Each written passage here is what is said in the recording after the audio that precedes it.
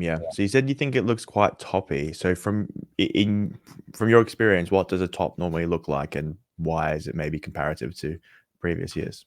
Well, usually a top, they look similar. You take the leading stocks, and some of those start to fall back. They're not as strong as they were, of the very, very leading stocks.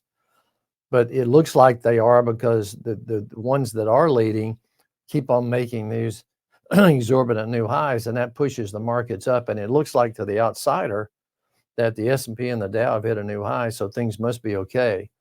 But if you look at the Dow Jones, the Dow Jones Transportation Average, the Dow Jones Utility Average, see, they're not at new highs, and they're definitely important to the economy.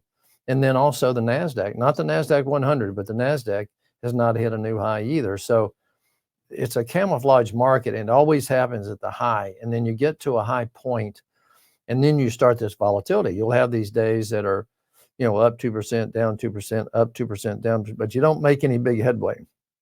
And then one of these times, after volatility picks up, you'll see come in, and all of a sudden we make some lower lows, and then all of a sudden it starts to implode on you a bit. And my guess, it would be something like that. The only thing that would keep that is if you were to have, again, some big physical intervention from the government that pushed a lot of money back in, and rates came down, and there'd be a lot of mistakes there, but it would certainly juice the market. I just don't think that'll happen this time around.